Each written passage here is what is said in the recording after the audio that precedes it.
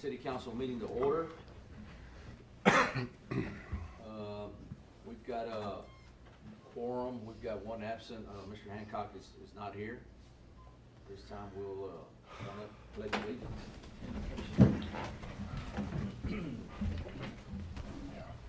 Pledge allegiance to the flag of the United States of America, to the republic for which it stands, one nation, under God, indivisible, with liberty and justice for all. Honor the Texas flag. I pledge allegiance to thee, Texas, one state, under God, one and indivisible. Let's bow our heads. Good evening, Father. We thank you for this city get-together. I thank you for all of the people that showed up this evening. May it be this way every city council meeting. Father, we pray that you just be with us this evening as we make decisions, as we hear from speakers of the crowd or whatever it might be, Father, that we would understand that as councilmen that we are a council for the city. Father, you have said that where there's a multitude of counselors, there's safety. So each one of us has our different ways of thinking, and all of that comes to a whole. So I pray that everyone would understand that your will is going to be done here on earth as it is in heaven. Father, we pray for this election season, Father, also that you would appoint those that need to be appointed, and that we would all understand that your hand is in that. We thank you for the citizens of our town. Pray that you just keep them in health. We need some rain. So I'm asking that you would just send us a shower here and there.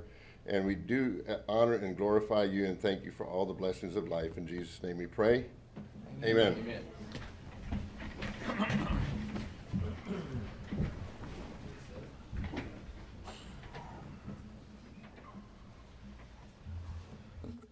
All right, this time we're going to move into introductions, recognitions, and proclamations.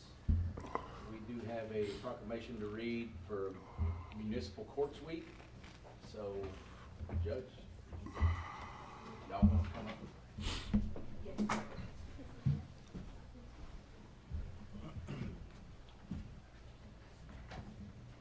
We have one more, but she's out sick today. Okay, no worries. City of El Campo proclamation, Municipal Courts Week. Whereas the municipal court of the city of El Campo is an essential part of the Texas judicial system, serving as the first level of judicial access for many residents. And whereas municipal courts play a vital role in preserving public safety, protecting the rights of individuals, and maintaining the quality of life in our community through the fair and impartial administration of justice. Whereas the municipal judges, court clerks, bailiffs, and other staff demonstrate unwavering dedication and professionalism in carrying out their duties to uphold the rule of law, and whereas the judicial officers of court personnel of the El Campo Municipal Court work tirelessly to ensure that the court operates efficiently and effectively, serving the citizens of El Campo and respect and fairness, and whereas the city of El Campo is committed to the notion that our legal system is based on the principle that an independent, fair, and competitive judiciary will interpret and apply the laws that govern us, and that judges, the court personnel, should comply with the law and act in a manner that promotes public confidence in the integrity and impartiality of the judiciary. Whereas Municipal Courts Week provides an opportunity to highlight the importance of the week done by the municipal courts and to recognize the significant contributions they make to our community. Whereas the City of El Campo is proud to acknowledge the essential role the municipal court plays in maintaining justice and promoting public trust, confidence in the legal system. Now, therefore, I, Eugene Bustamante, Mayor of the City of El Campo, Texas, do hereby proclaim the week of November 4th through November 8th, 2024 to be Municipal Courts Week. In witness hereof, I have hereunto set my hand and caused the official seal of the City of El Campo, Texas, to be affixed on this 28th day of October, 2024. Judge, I don't know if you'd like to say anything or not, but we appreciate everything that y'all do, and thank y'all for doing what y'all do. Well, thank you so much. All right. We're very blessed to be able to work for the city. We have great coworkers. We just are really grateful, and we do love our jobs. So thank you so much. On the 6th, we will be having snacks, and so come by, visit with us. I'm not gonna be here, but the ladies will be here, and they would love to see you. All right. Thank you so much. Thank y'all.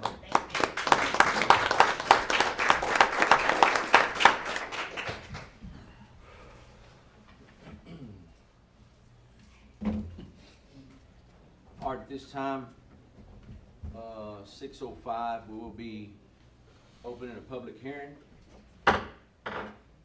Public hearing on reauthorization of building permit fees pursuant to Texas Local Government Code 214.908. This time we will close it, 6:06. We'll be moving into public comments. At this time, any person with a city-related business not scheduled on the agenda may speak to the city council in compliance with the Texas Open Meetings Act, and city council is limited to making a statement of specific factual information in response to the inquiry or reciting existing policy, but may not discuss, deliberate, or take any action on any item. Each speaker will be limited to 3 minutes. The issue may be placed on future agenda for consideration. And at this time, I believe we've got 3 that have signed up to speak, request to speak before the Oklahoma City Council. At this time, I'm gonna call up Mr. Johnny Light.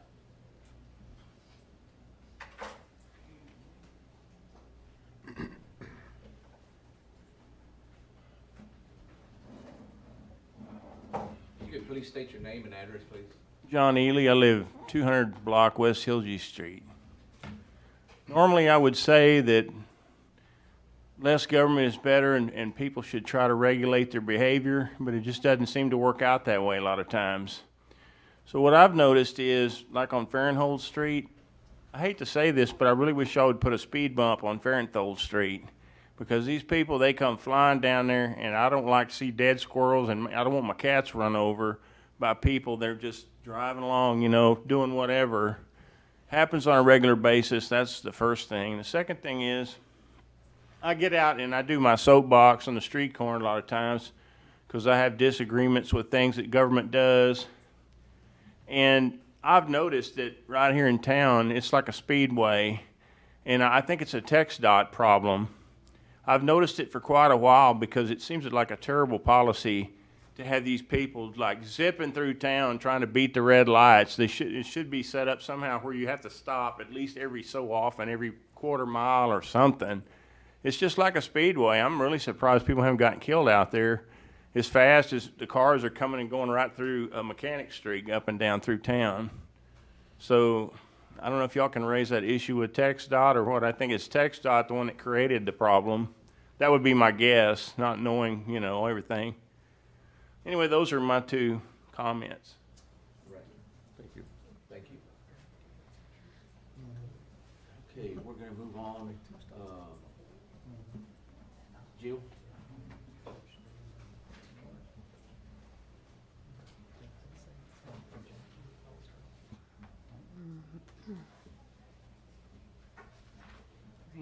My name is Jill Hearn. I live at 711 Avenue E, and I'm representing the Boys and Girls Club of El Campo. I came 2 weeks regarding our water bills, and I just want to get this issue resolved. When I came, I urged the City Council to revise the current ordinance that only allowed 1 bill per year to be adjusted.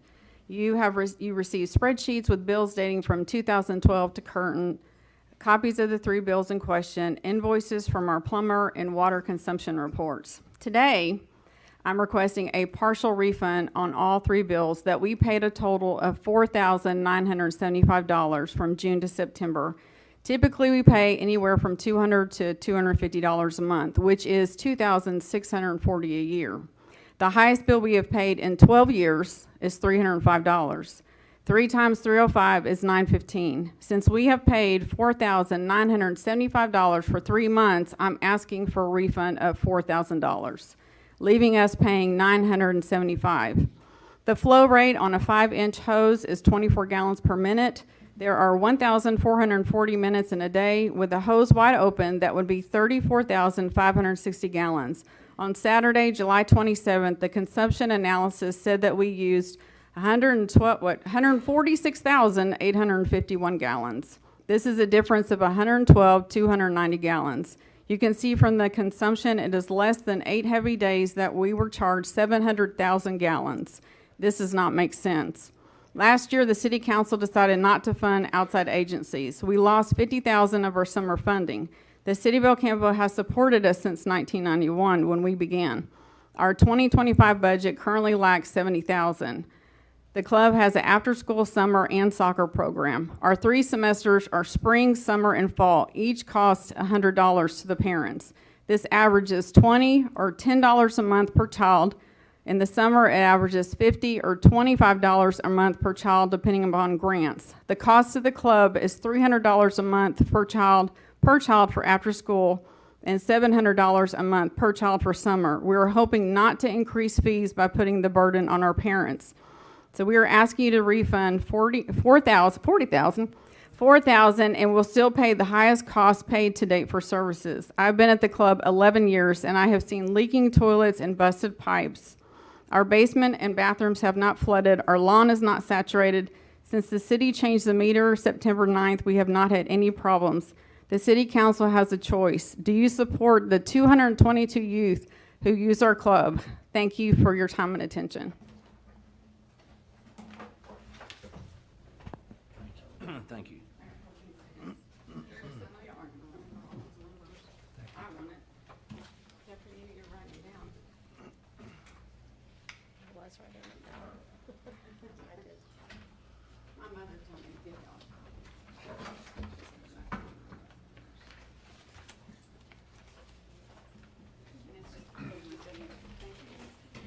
Thank you.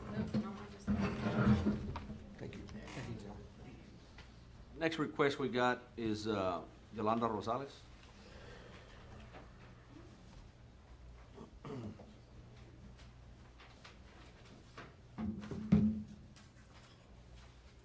Hi, my name is Yolanda Rosales, 203 Broome Street. The Boys and Girls Club has done so much for my family in the past 8 years. I have 3 daughters and 1 son. Celeste Herrera and Leslie Herrera volunteer for their 4 years of high school. Celeste Herrera is 23 and she graduated from Sam Houston University. Leslie Herrera graduated at Campo High School year 2020. After that, she signed for the Air Force. She has been there for almost 4 years. And before the Boys and Girls Club had a program to help the kids with reading or math, I used to pay 2 or 3 days a week at Sylvan.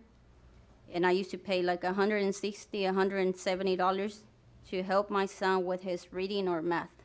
But now, for the past 2 years, Boys and Girls Club has a program, and they've been helping my son Mondays through Thursdays from 4:15 to 5:15, and I'm very thankful for all they have done for us.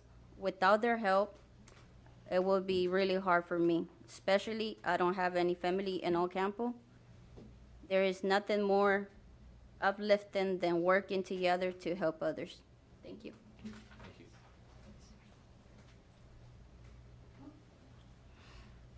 All right, that is all that we had requested to speak, so we're gonna move on to item number 7, our consent agenda. Item number 1, approval of city council regular meeting, October 14th, 2024. And item number 2, resolution R 2024-61, approving an investment policy. Mayor, I make a motion, we approve the consent agenda. I second that. We got a motion and a second. All in favor? Motion passes.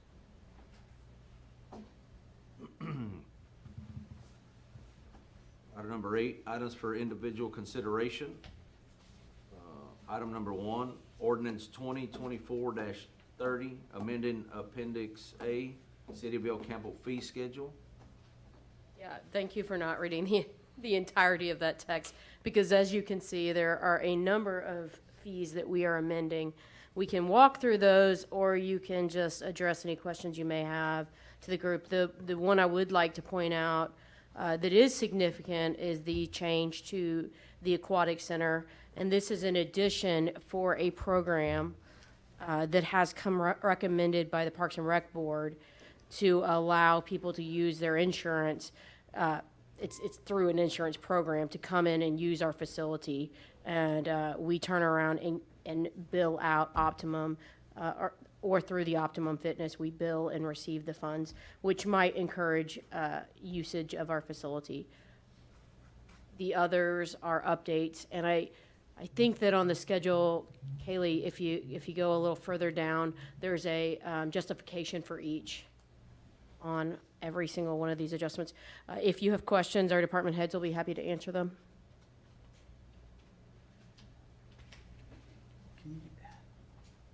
How is this going to, on the aquatic center, how is it going to affect the revenue? Because in the reports later on that we have, it shows that our revenue has decreased. So how this will affect us is it's mostly providing our seniors with free memberships where it's nothing out of their pocket. So how it works is they mostly took our monthly membership, divided it by 10. So we get paid per visit instead of them paying upfront a month. So you come in, you sign up online. The youngest person that can do this is 18-year-old. So this is for fitness swimming. These are the people coming into swim laps that come quite often. So how it works is they sign up for the program, and every time they come in, they have a card, we swipe it, and it tracks every time. Up to 10 visits a month that we get reimbursed for. So by doing this, we're increasing our seniors to, if they come 10 times a month, instead of paying the $20 a month, we're now making 25 off of them. Most of our seniors are on annual, so we're going from if they come all 12 months, 10 times a month, we're now making $300 off a senior instead of $125 off a senior, and it's at no cost to that senior. Question. Yes. Did I read this correctly that, was your question about this?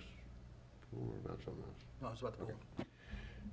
That we will have exposure that we don't have now?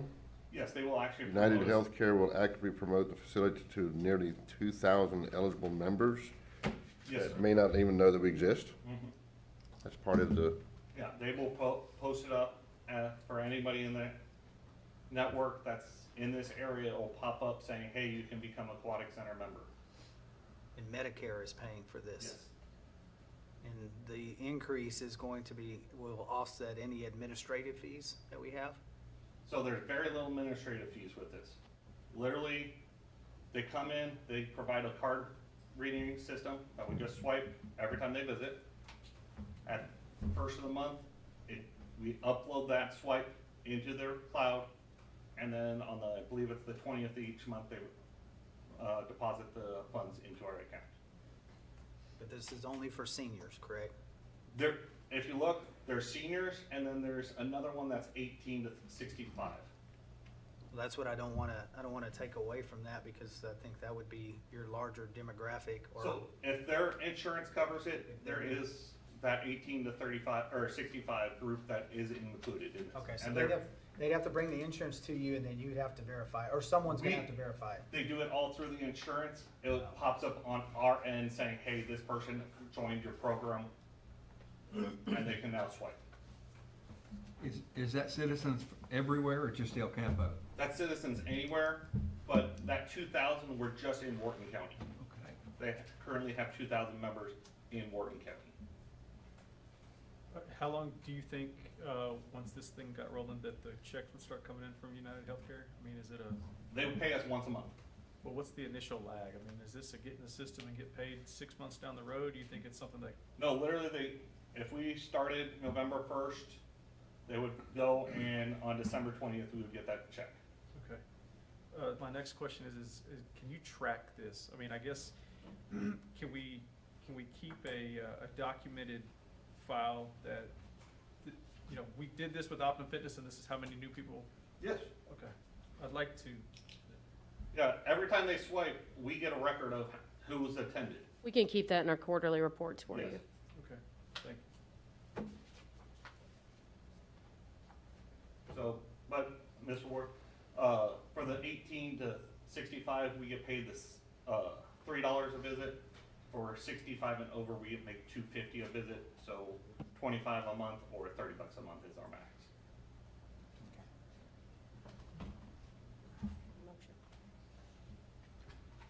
And then basically the rest of this, the fees are cleaning up and adjusting. I had a question. Yes.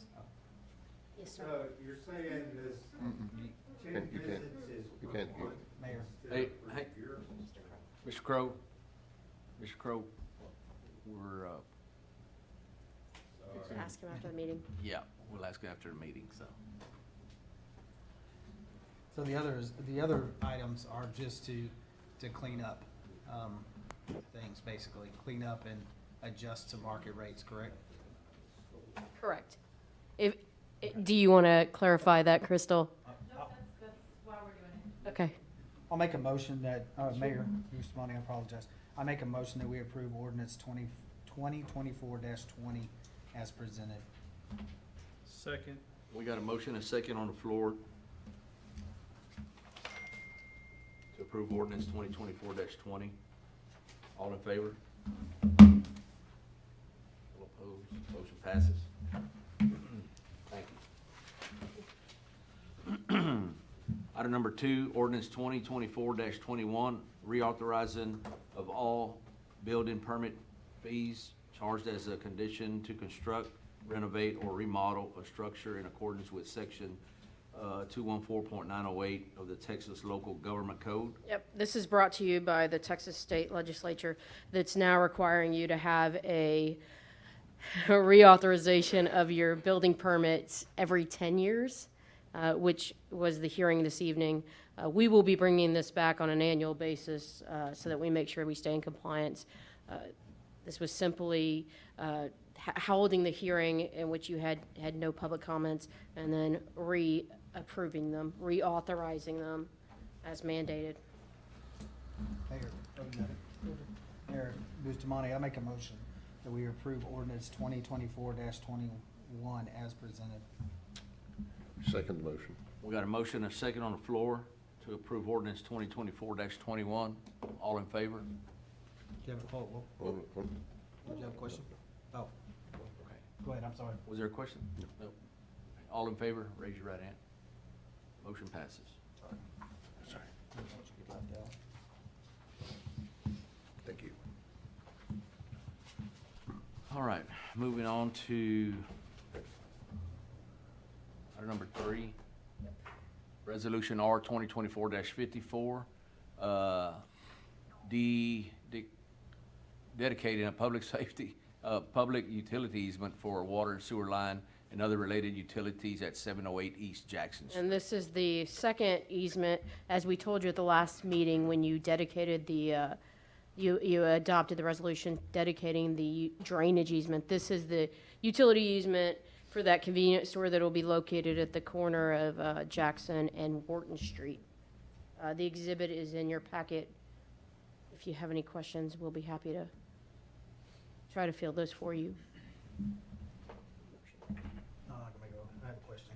So how does this fit into the, if you look at Wharton Street where Fesco is, they granted us a setback or a right of way if we ever expanded that road. Does this infringe upon that easement? If you get, yeah, if you just go, Let's back it.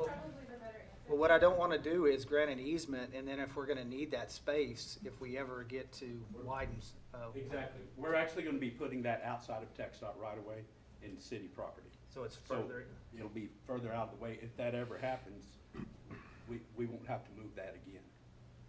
So yes.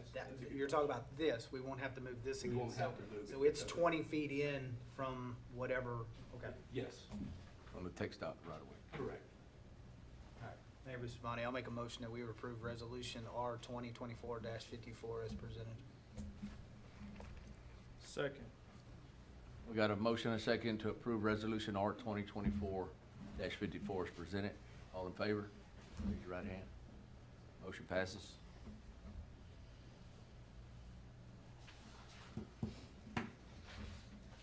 All right, moving on to number 4, Resolution R 2024-59, authorizing payment in lieu of taxes agreement with the El Campo Housing Authority. And this agreement would be valid for 3 years, 2025, 2026, 2027. These are federally owned housing developments. They pay no taxes to any entity in Wharton County. This is an agreement that an existing agreement that we've had with the Housing Authority. We entered into an agreement with them in April of '69. We did the research on this one. If they were to pay taxes, it'd be just under $50,000 on all of these properties. But we need this resolution to go ahead and continue that payment in lieu of taxes with the Housing Authority. They administer the program for us, and so this is our contribution towards that. Mayor, I move to approve Resolution R 2024-59 as presented. Second. We got a motion, a second to, A question. questions? So to confirm with this, so they don't pay tax. We're doing this in lieu of tax. Mhm. Bottom line is this doesn't cost the city anything, where there's nothing for us to receive anywhere else. That's correct. Yeah. Right. They're administering a program for us for the benefit of the town. In exchange for that, we're not claiming any taxes on the property. Although I think they could be tax exempt if they asserted that. I just don't see the need for it. If they're not, I mean, is that to protect that exemption? It satisfies kind of the city's obligation to assist and provide low-income housing. So Okay. our contribution, it's kind of a quid pro quo thing. We're not gonna claim taxes on the properties, they're gonna administer the program. And so I recommend we enter into the agreement. There's not really any money that's gonna be exchanged. I've pulled the tax card. No entity charges it. Right. And at the end of the day, even if it was 50,000, what we would receive would be 2% of that, roughly. Okay. Thank you. all right, we got a motion and a second to approve Resolution R 2024-59. All in favor? Raise your right hand. Motion passes. All right, moving on, resolution to item number 5, Resolution R 2024-62, awarding engineering services to Urban Engineering for utility line improvements and authorizing the city manager or their designee to execute all related documents to this effect. Yeah, we kept the engineers waiting this evening. First of all, thank you, Matt Glaze, for coming. On behalf of this item, staff is recommending Urban for this, for an agreement, entering into an agreement with them regarding utility line improvements. What we will ask Urban to do, what we are asking Urban to do is look at some of our imminent failure. We are aware of 5 imminent failures in our sanitary sewer lines, to design those so we can get those projects out and fixed and repaired so we don't have another South Wharton happen. And then to plan for the future so that we can get a plan in motion and bring that to you so that we start building a budget around the plan and not the plan around the budget. And as it has been pointed out to us, thank you, Councilman Ward. I'd like to think this item is sponsored partially by you. So we're asking tonight for you to approve the resolution that would authorize me to enter in this contract with Urban Engineers, and we'll move forward going there and bring you back the plan. I'll make a motion, but I have questions. I'll make a motion that we approve Resolution R 2024-62, I guess, as presented. Is that a motion on the floor? Second? I'll second. I've got some questions too, after you do, Steve. Go ahead. Oh, mine's real simple. I think that Urban Engineering is capable and completely qualified to do this work. And if I'm reading this correctly, it's for our wastewater or our sanitary improvements and coming up with a plan. I am supportive of also approving WGA engineers as well, because we have a big city, we have a lot of problems and a lot of challenges. And sometimes situations arise where we need immediate action, and sometimes engineers aren't available or contractors aren't available, et cetera.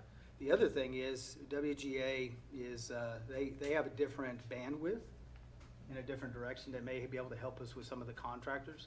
But I want to preface this and make this crystal clear. I think that Urban is going to do a fine job. This is nothing against Urban. I just would like to have, instead of us having to put this out for qualifications every time we have an issue come up, we have someone else on staff, or we have someone at our Rolodex that we can go to in the event that we need additional support. Well, I guess that was a statement more than a question. Are you kind of referring to what we did with the grants at the last meeting, where we had the Kind two? of, it's really not a backup, it's just, so, Urban goes to work and they're doing the sewer lines, which we've probably got Right. $50-60 million of work. Well, are they gonna would you be able to do another $60 million for water lines, or another $60 million for, at the same time? I mean, I'm not saying you can't, I'm just saying that sometimes it's not best to leave all things in one basket. The other thing we run into is, no one's bidding on our projects.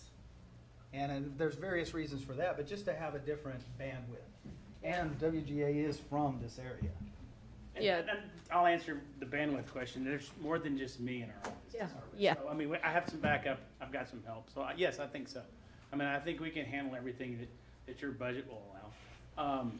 But also, you know. That's not fair. I'm sorry, but, I mean, we've talked about all the problems in town, and I'm aware of plenty of them. Right. So, and there's a lot of those, you know, and I know that y'all have significant issues, and you're not the only one in that. So know that just around the country and all the areas that we work, we see the same issues, that the lines are old, and, but we also have the ability to address that, so. Well, and the reason we recommended Urban Engineers, we have a history with them. Yes. They have continually provided quality work to the city that is on time, and that is extremely important. And Glaze knows the area probably better than I do, and they're close. And so we have experience with your firm. We have enjoyed working with you. We're confident you'll do a good job, and so that's why staff's recommendation is for Urban Engineers.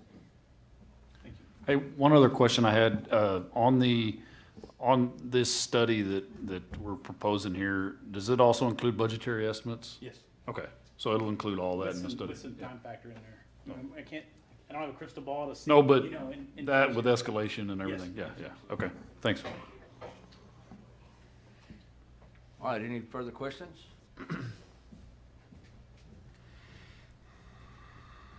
All in favor of, we got a motion and a second on the floor. All in favor of approving Resolution R 2024-62?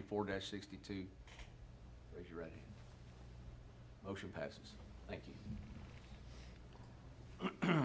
Moving on to item number 6, Resolution R 2024-63, awarding engineering services to, oh, hang on.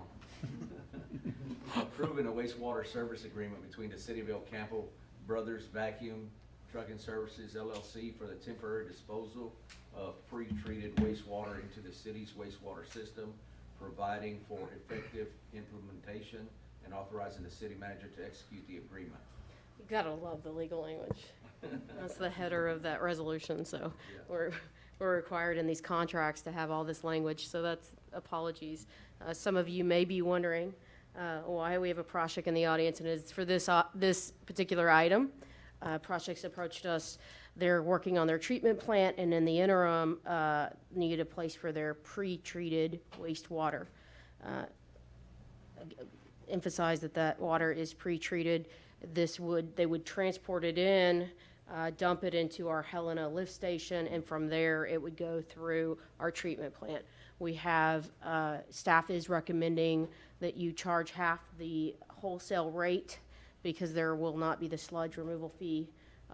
That is the best way we could quantify this at this time. This is a temporary agreement while they look at their system and see what they can do, see their repairs over there. And we entered the agreement with Brothers because they are the ones that are going to be transporting it back and forth. And so it'll be their responsibility once they have it in hand to make sure that it's quality as it comes into our system. There's a lot of safeguards in this contract. Steve, you'll be happy to see that there's a pretty detailed contract attached to this resolution that not only protects Projects and Brothers, but protects the city of El Campo as well. At the meeting, it was stated that they will use one truck that's clean. Yeah, Mr. Hodges is referring to the Public Works Committee meeting, and we discussed this item at that meeting. Havitz is dedicating one truck to this service. That way we don't get any oil field material in our. Yeah, and that's included in the contract too. We've had their assurances, and we feel confident that they'll deliver. Mayor? I move to approve Resolution R 2024-63 as presented, and then I have a question once we go through the proper I'll procedure. second. We got a motion, a second on the floor, and some questions. Question I have is there any determination at all about what temporary is? Does it matter? I mean, Well, we have a maximum 6-month term on it. okay, We just really didn't get into the nitpicking with projects, how long they think it's gonna take, but we're assuming it's gonna take 4 to 5 months, but we gave a 6-month window there. thank you. And we could always bring the agreement back. We didn't want to hem them in on treatment repairs because these things take time. We know because we have experience in this area where we may be bringing this back, but we thought at 6 months we could evaluate how it was going if we did need to extend it. Okay. At that time, we could tell you that. But the city's authority as set by you in this contract is just a maximum of 6 months, so it'd have to come back again for renewal. Okay. Thank you. And it's 6 months from the date you approve it tonight. Any further questions? All right, we got a motion on the floor and a second to approve Resolution R 2024-63. All in favor? Motion passes. Item number 7, discuss and consider awarding or rejecting Town and Country Phase 1 bids. Yeah, thank you, Brian, for hanging in there. Brian is with Quiddity. He's our engineer with Town and Country. At the last meeting, staff asked you to reject the bids for Town and Country that was defeated in a 2-5 vote. So in front of you tonight is Resolution 2024-64, in which you can consider to accept this resolution or deny the resolution. Right, there's the resolution for your consideration. But we brought the engineer back. If you have any questions, he's probably best qualified to answer about redesign. We met with the Public Works Committee and we explained that there's enough redesign that we think it will affect the bidding process. There were a number of items. I did briefly touch on this at the last meeting, but I don't think I clarified nearly enough. There's enough redesign that it could be advantageous to send it out because it'd be a different project. And one of the ideas we've talked about is pulling out elements of this project. Instead of having it all under one umbrella, the pipe bursting could go under our TIPS contract that we have right now with the provider, and that would save us significantly. So there's a lot of avenues we can go down here to save. You saw we had 2 bidders. The project was $1.5 million over. So we asked you to take all that into consideration. The feel from the DS, or the feel that I got from the DS, was that you wanted to go ahead with this project because you didn't feel like rebidding it would be, number one, advantageous, but would take time. And so we just wanted to address, we don't think they'll get to the project till spring or summer of next year anyway, so that's a factor. But Brian will be happy to answer questions. Kevin will be happy to answer your questions you may have on this. Yeah, I'd like him to address the 3 of us were at that meeting. I'd like the rest of them to hear what we heard. Okay. Brian. I'll just leave you with this. That's the challenge. We hired a firm to prepare the engineering and design for it, and then to put it out for bid.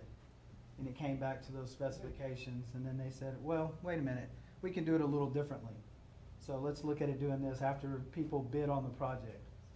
And it showed, and it's, well, we can do it a little better, but I'm gonna say this, for the past 3 to 5 years, history has not indicated that we can do it better. We're over budget on the Avenue F. We're not gonna be able to do the wastewater treatment plants.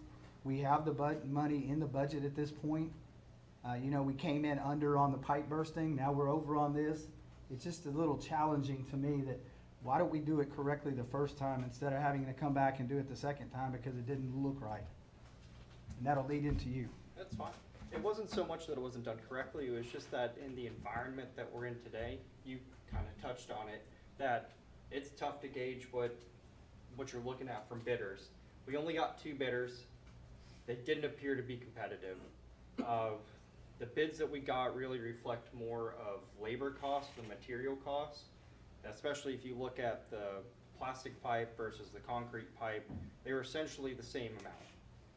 Typically, you would expect those to be pretty far off just because it's a lot easier to work with plastic and it tends to be cheaper. Also, we were seeing bids for 24-inch pipe that was sitting about $250 a linear foot. Even on TxDOT jobs, we'd expect that to be sitting around $120. The material costs are just really high. We haven't been seeing a lot of bidders even in our land development jobs either. There's just a lot of work out there right now that we're anticipating is going to start finishing up towards the end of the year, the beginning of next year.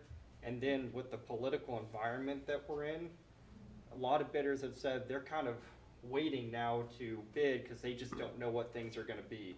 They don't know what it's going to look like, but if we wait till the first quarter of the new year, we'd be looking at prices that have kind of solidified more, contractors feel more confident in it, and they know really what's going to be happening. We'd expect to get hopefully back up to the bids that we were seeing at the beginning of the year, or at least the quantities where we're talking about 5, 6, 7 bidders, and not just 2 that are saying, hey, if we get it, that's fantastic, we'll do it for this price, but it's not really the competitive nature that you'd be looking for in bids at the moment.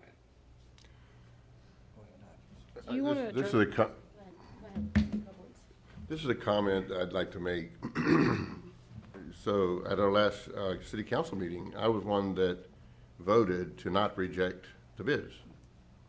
And there's a reason why I voted that way. And now, and even longer ago, we were actually voting to hire a position, and I voted I was for it, but then I later found out more information. This is what I'm coming to, is I feel like at times I don't have and know all the information when I'm voting up here.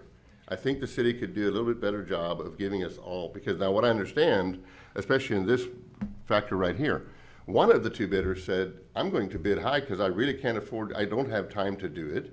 And so he just happened at a high bid to be really in the same area as one that bid it probably the way he wanted to bid it. So it looked like it was legitimately bid. However, this gentleman said, I threw money at it because I really didn't want to do the job.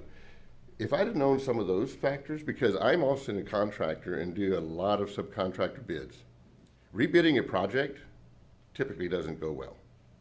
If you have bidders and you do value engineering and change or allow them to come in with some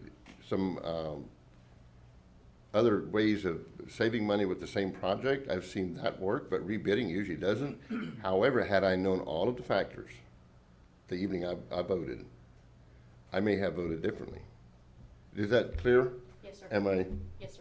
Okay. Like, for instance, I mean, I don't know either why we can't get more bids, but I do also know that when you're in the election season, that the bids go differently. Now, having said that, back to the idea of changing the scope of work, is this so that it becomes a different project? You can address that better, but some of the changes that we discussed were taking out the pipe bursting, and we talked about some design changes. They were not going to compromise the integrity of the project, but they would save the city some money. The manholes, I don't know, that's what I was about to say before, did you want to address any of the proposed changes that we are talking about in design? We can. I mean, it was so much as we were refining the language that was in the design criteria based off of the storm sewer. Originally, the criteria kind of, it leads one way, it leads to be kind of signed for the 2-year and the 100-year with a little bit, it was a little vague. Mm-hmm. Since we talked about it, it's designing for the 2-year with the 100-year in the right-of-way. It allowed for the storm sewer itself to reduce for a smaller storm sewer, while also still getting the 100-year out, but it will just be overland sheet flow in the road. It's few, it's, what else did we talk about? We That talked was about, that area is a high point of the city. If we have one, that's one of them. So that's what he's talking about. That is a surface drain for 50 years. It can continue to surface drain in 100 years, but during the normal drainage, it would take it out. I know that may sound different, that is generally standard practice. It's not something that's special to this project, it's not something that we're trying to force something to work. That is the standard practice for storm sewer design. We were just trying to have it a little bit beefier just because we were trying to make sure that we could get the 100-year in, but we are able to value engineer it down to it. Yeah, but why would we do that? It's safe to say that if you go over there, that is the problem with Town and Country, is the flooding and the drainage. And that is what's deteriorated the base of the road and deteriorated the curb and gutter. There wasn't really a drainage system there, like what we're talking about getting it in there. So why would we go smaller when we have the opportunity to go bigger and not have to worry about this? That's the big, if you go over there, it floods right in that, was it Meadow Lane? There is no underground conduits there. It's all surface drain. Well, I guess what I'm saying is Norris Street was a good example of why we overbuilt. I mean, I don't think we overbuilt, but we have much larger drainage boxes to move water, and it helps with Pecan Street. It helps with all those other side streets to move water. Why wouldn't we do the same thing there? And if I remember correctly, that was our plan, was to tie into, is that Meadow Lane? I always get them confused, but Meadow Lane to go back towards that ditch, and then also to be able to get to Tres Palacios. Still the plan. And there again, yeah, that's still the plan, but West Norris is a conduit. It's actually a collector for a lot of these side streets. Town and Country is not. It's a distributor to that system. The other thing is the timing of the bid was a little off, could have been better. But in that case, the way the Town and Country was designed 50+ years ago is the main reason why it failed. Not so much the drainage over time deteriorated the surface, or lack of drainage. Going to the smaller storm sewer, you're still talking about getting the 2, 5, 10, 25-year storm event within the storm sewer. It's just that large 100-year storm event that you don't see very often, because it feels like we see them all the time now. But it's to keep the water, that low flow water, from just sitting in the street ponding, soaking into the road, causing base failures, and that's where you're seeing those large failures. It's not that, it can be that one-time storm event, but it tends to be kind of a lot of things eating away over time that you're trying to get off the street drainage, out of the road, in the storm sewer and out. My personal feeling is, I think that, I agree with him. I think the two people that bid on it didn't want the job, and they bid it up high, said if I get it, I'll just hire more crew. I think if we put it off, I think we can save some money just by getting some better competitive bids. I think we ought to listen to our engineer. To add to that point, we did also, the bidders themselves told us that they would likely not be able to start until March or so of this upcoming year either way. So if we're talking about a bid even towards the end of January, we're still right in line with that March bid, and we should have more contractors that have a better feel of the environment and what material prices are. Work has calmed down after the holidays. We should be able to get more competitive bids. So we're anticipating. I see it in my business all the time. The election makes a lot of difference. In 2 weeks, we'll have some certainty, and I think no matter one way or the other, we'll have some certainty on what's gonna happen. Nobody wants to stick their neck out knowing what the outcome's gonna be. I think if we just put it off, I think we'd be smart. But in all fairness, though, we have certainty right now. We know what this is, or at least but it could change, because it's not a not to exceed contract. So if there's, it's not a lump sum turnkey or not a fixed price not to exceed. So this can go up. So we do know what it is now. And I guess where my struggle is you're counting on an election going the way you want. You're counting on materials going the way we want. We're counting on labor going. There's a lot of variables out here that we have absolutely no control over. I just don't like, my personal opinion, I just don't like getting two bids that aren't competitive. I agree. So we go out and we rebid this and we have $3 million left of our debt. What do we, that we issued in debt, what do we do then? We have a plan for that. Yeah, but that's not what That's we where you told- come in. but that's not what we told to vote, that's not what we issued the debt for. We issued it for Wharton Street, and we issued it for Town and Country. You'll still do town and country, you're just rebidding it. I think the majority of our citizens look for us to save money where we can. And when we're not getting competitive bids, so, I mean, I might be totally wrong, but I think more bids would help it wouldn't be, the quality of work would be the same, but we'd get more bang for our dollar. All right, at this time, we got resolution number R 2024-64. Need a motion to either, I would like to make a motion to deny the the resolution. resolution, number R 2024-64. I second the motion. We got a motion and a second on the floor. All in favor? All against? Motion passes. Thank you, Brian. Thank you, Council. Travels. Shouldn't that have included to rebid it? The motion? Ronnie, that was just for the resolution. Resolution, all right. All right, item number 9, we're going into reports. Item number 1, Go ahead. Fiscal year 24, fourth quarter reports, investment and departmental. Yeah, included in the packet are the investment and quarterly reports. Your finance director and your department heads will be happy to answer any questions you may have on these reports. Just a reminder, the financial report will be your audit that you should receive in February or March of this year. So I want to make sure that I understand this. So we have, right now, we have $14.1 million in our money market account. And if I'm understanding that correctly, that is our bond issuances Yeah, primarily. primarily our bond So issuances. We earned 120,000 for the quarter or for the year? Quarter. For the quarter, okay, so total, we earned $160,000. We just spent a month arguing about a tax increase when we had the interest right here. Just a point. The other thing I'd like to point out is we have more, we're printing less bills. There's more late notices being issued. There's more disconnects happening. We have less revenue from the Civic Center. We have less revenue from the Aquatic Center. We have more EMS transfers.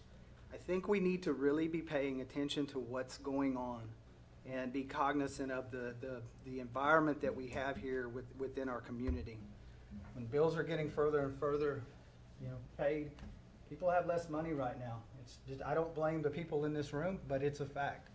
And ultimately, it's going to affect the city's ability to provide the services that we're required to do so. So I just want, I think that we need to stop issuing debt until we know what the project is and what it's going to cost, instead of sitting on money until we figure out what the plan is. And that's a perfect example is the Avenue F water tower. I think we're doing well with the Wharton Street, but I mean, we were over budget on the water line replacement in town. It just, we need to get the project, get the cost, bid it out, and then issue the debt. That way we're more accurate, more precise. And I would love to do it that way, but unfortunately, bidders want to make sure we have the money before they actually bid on it. And the debt process takes months. It is a multi-month process, and these bidders are not going to want to bid on projects that they don't know if you're going to have the funding for or not. So And that's why most cities, including our own, has a history of issuing a notice of intent and then hiring the engineers, bidding out the project, and then paying it for the bonded funds you have. And that's been our practice, and that's why we've done that. And you're right on the pay-as-you-go. Luckily, we have a solid fund balance because we needed it during Hurricane Beryl, where we incurred $1.75 million in expenses that we haven't yet received funding back from. If I've misstated, let me know, Ronnie. That's exactly why we don't engineer the projects and go out to bid before we issue the debt. So how do you tell the citizens that you have $15 million in the bank that's earning interest of $120,000 a quarter? How do you tell them that? Well, How do you tell them that? Well, Now nine, you raise their fees and you raise the tax rate on them. well, 9 million of it's already been appropriated and designated to projects. An additional 4 million has also been designated for projects. Those are your 2021 and your 2024 certificates of obligation. And so you have a plan for these projects. You're actively engaging them. You have them engineered. You get reports on them regularly from me regarding what we're doing with their funds. And I think if a citizen wants to know what we're doing in El Campo, they should drive around and check out all the construction because we have a lot going on. That's correct. So, all right. Moving on to item number 2. It better be further than that. So, you mean no reports? I mean, oh, hold on. Reports, item number 2 here, right? There you go. All right. Quarterly citizen board and commission reports. Also included in your packet is the quarterly citizen board and commission reports. We started this practice earlier this year. Crystal has put together a comprehensive report on what all of your boards are doing, and that is in the packet. If you have any questions on that, you can direct them to her.